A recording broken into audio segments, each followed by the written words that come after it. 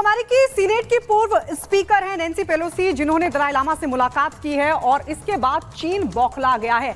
आपको बता दें, अमेरिका के राष्ट्रपति जो बाइडेन अब एक ऐसे बिल पर जो रिजॉल्व तिब्बत एक्ट बताया जा रहा है उस पर साइन करने जा रहे हैं। बाकायदा अमेरिकी संसद में, अमेरिकी सीनेट में यह बिल पास भी हो चुका है, लेकिन इस बिल को लेकर कैसे तिब्बत का जो विवाद है वो सुलझ जाएगा और क्यों तिलमिला गया चीन, इस रिपोर्ट में आपको दिखाते हैं।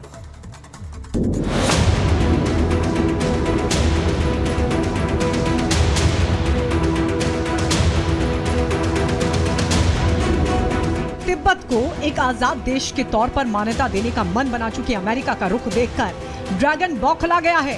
खासकर जब से उसे पता चला है कि अमेरिकी राष्ट्रपति जो बाइडेन बहुत जल्द रिजॉल्व तिब्बत एक्ट बिल पर साइन करने वाले हैं, वो बौखला गया है।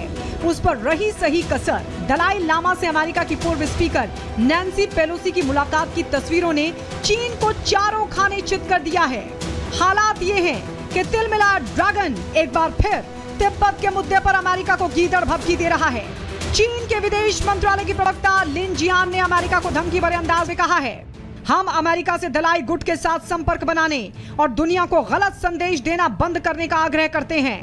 तिब्बत चीन का आंतरिक मामला है, इसमें बाहरी ताकतों का हस्तक्षेप बर्दाश्त नहीं किया जा सकता।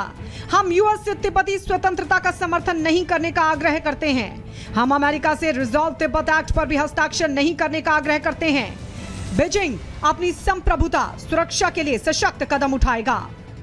दरअसल तिब्बत के मुद्दे पर चीन इस बार यूरोपियन यूनियन के सामने बुरी तरह से घिर गया है, खासकर जब से रिजॉल्व तिब्बत एक्ट बिल अमेरिकी संसद में पास हुआ है और अमेरिकी राष्ट्रपति ने चीन के विस्तारवादी नीतियों की खिलाफत करने वाले इस बिल पर दस्तखत करने की बात कही है।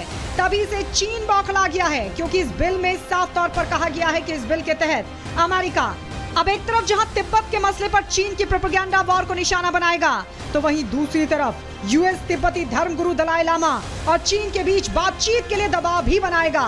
और अमेरिका ने इस देश में आगे बढ़ने की पहल करते हुए अमेरिकी संसद की पूर्व स्पीकर नैन्सी पेलोसी के नेतृत्व में दलाई लामा से मिलने के लिए एक प्रतिनिधि मंडल भी भेज दिया, जिसने मंगलवार को हिमाचल प्रदेश के धर्मशाला में न सिर्फ दलाई लामा से इस मुद्दे पर बातचीत की, बल्कि भारतीय अधिकारियों से भी बातचीत की है।